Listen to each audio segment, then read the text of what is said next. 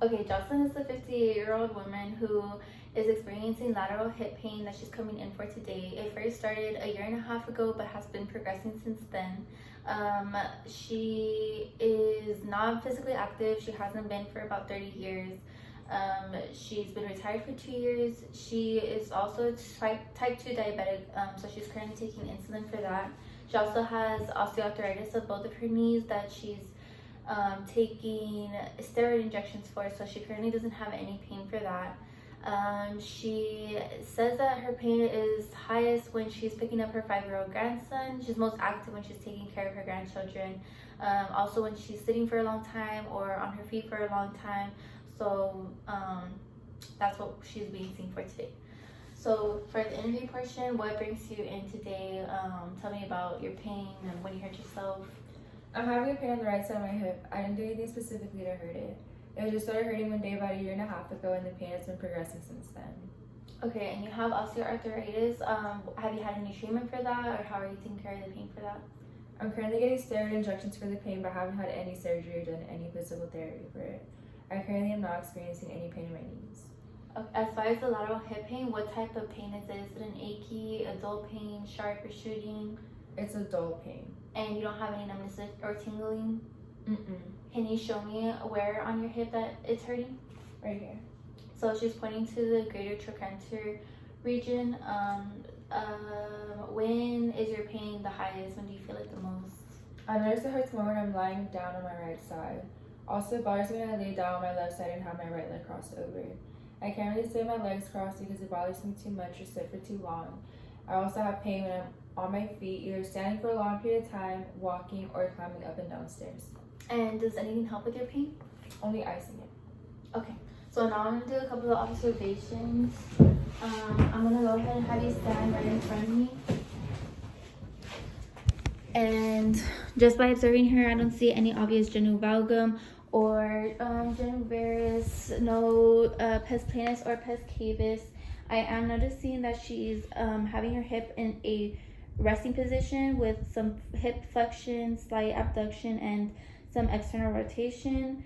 I'm gonna have you go ahead and stand to this, facing the side. I don't notice any kyphosis or lordosis of the spine. Now go ahead and face the other way. No obvious deformities here either. Go ahead and walk towards the wall and back towards me. She is showing a positive Trendelenburg sign, which shows compensation of the gluteus medius. Okay, so you can go ahead and sit down or lie down on the table. For this evaluation, we're gonna opt out of doing myotome and dermatome testing just because if you don't have a history of any nerve root problems and you don't show any signs or symptoms like tingling or numbness or no radiating pain, so we won't be doing those testing today. First, we're gonna start with hip internal rotation for passive range of motion. So I'm gonna have the fulcrum over the anterior aspect of the patella. You can straighten this leg. I'm gonna have the proximal arm in line parallel to both of your ASIS, and your distal arm in line with the midline of your tibia in between the lateral and medial malleolus. So now I'm going to do all the work. You can relax this leg, and I'm going to passively internally rotate and see, she gets about 25 degrees of passive range of motion for hip internal rotation. Now I'm going to do with the other leg. And you didn't have any pain with that? No. Okay, and let me know if you have any pain with this side. So same thing is aligned with the ASIS. Fulcrum is anterior aspect of patella, and this arm in line with the midline of her tibia. Yeah, it hurts. Okay, is that as far as you can go? Mm-hmm. Okay, so for her right side compared to her left, she has only a 14-degree range of motion for hip internal rotation. Now for hip abduction, we're not going to be measuring it, but just feeling for inflow. So I'm gonna start with her left, stabilize at her pelvis. I'm gonna grab your leg and you Just let me do all the work, relax your leg, and give me all the weight. And I'm gonna pull it towards me. Let me know if you feel any pain or discomfort. No. Okay. And she was able to go through full range of motion. And she did have a firm end feel for that. Now for her right side, I'm gonna stabilize at the pelvis and abduct her head. Let me know if you have any pain or if you need me to stop. It hurts. It hurts right there. Right here in the Right here. same region. Okay, so same, but she has greater trochanter pain, and she wasn't able to abduct as far as she was with her left leg. Now we're going to be doing manual muscle testing. So I'm going to have you on your side facing the camera. And first I'm going to be stabilizing at your pelvis, and I'm going to have you go through full range of motion and lift your leg up, and you tell me if you have any pain or difficulty. No. Okay, so since she was successfully able to do grade 3, I'm going to apply resistance to her femur. You can straighten your leg too. And you go ahead and go through full range of motion as I'm applying resistance. And do you have any pain with that? No. Okay. So she was successfully able to complete you can turn towards me, a grade 4 manual muscle test for hip abduction. Now I'm going to stabilize at the pelvis again and go ahead and lift as much as you can. Do you have any pain with that? Mm-hmm. So she had pain with that, and she wasn't able to lift as much compared to the other side. So I'm going to do a grade 4 manual muscle test for that. The primary muscle movers for this test are the gluteus medius and the gluteus minimus. So now we're going to do a hip internal rotation. So go ahead and face that way with your legs hanging off, sitting down. So I'm going to stabilize just on the anterior aspect of the femur over here.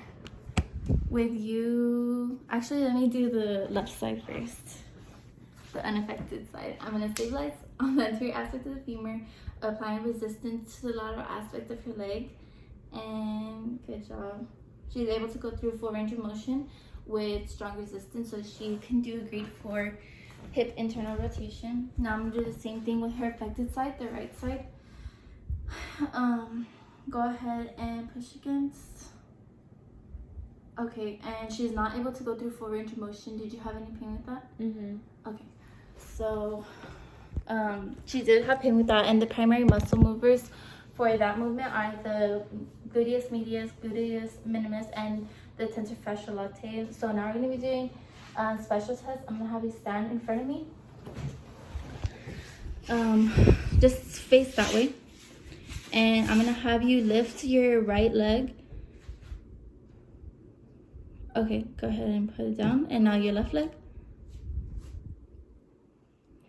Okay, go ahead and put it down. So you can sit back on the mat.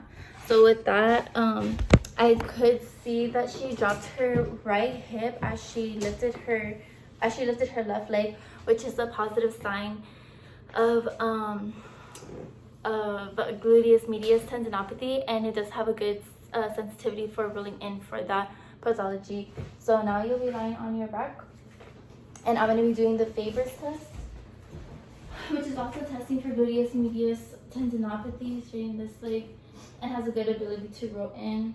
I'm going to have your ankle here, and just let your just let it fall as much as it can without any pain. So it was able to fall further than her other leg, which is a negative sign. Now I'm going to do it on the right side, and just stop when you have any pain or if you're not able to go anymore.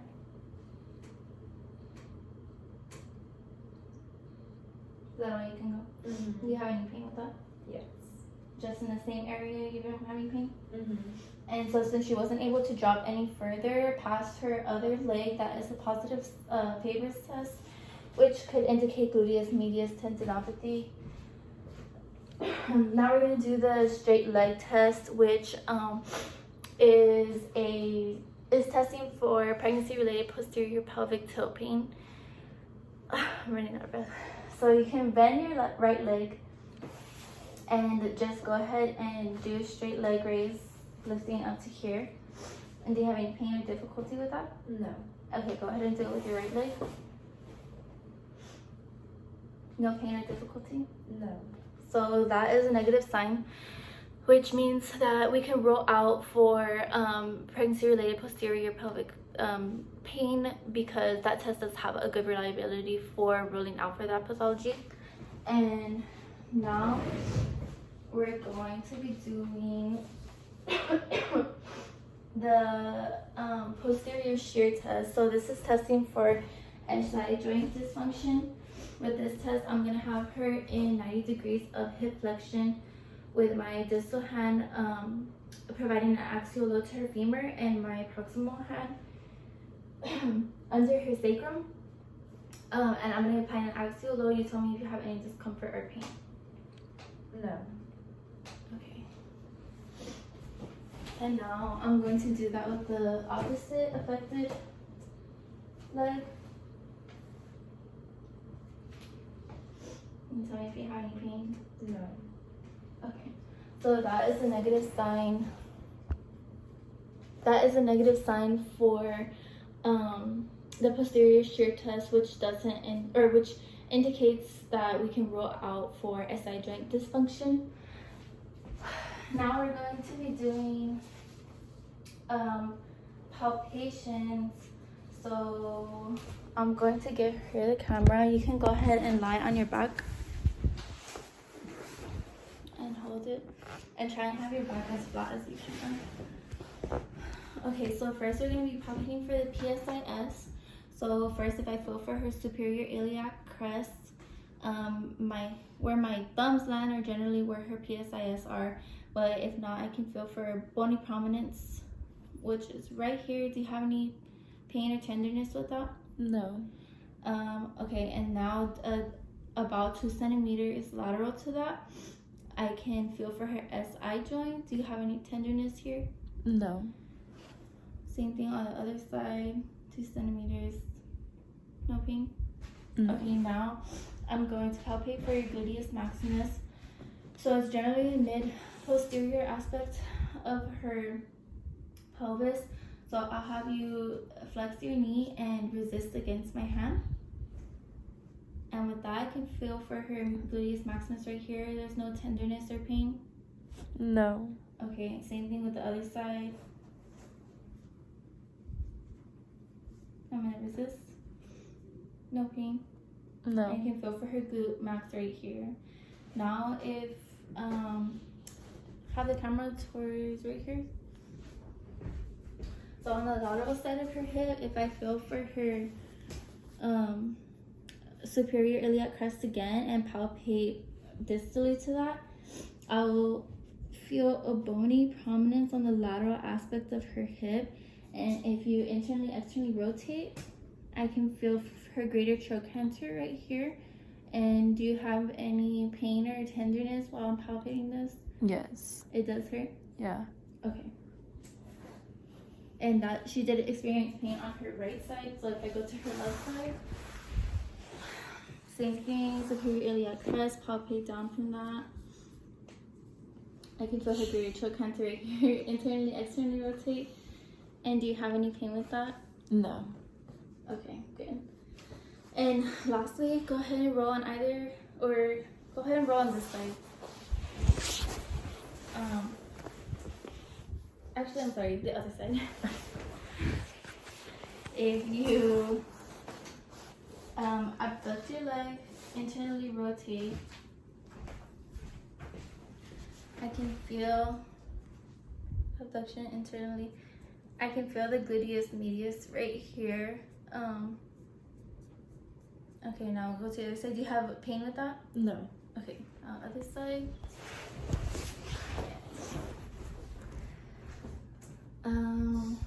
Same thing, internally rotate. Any pain?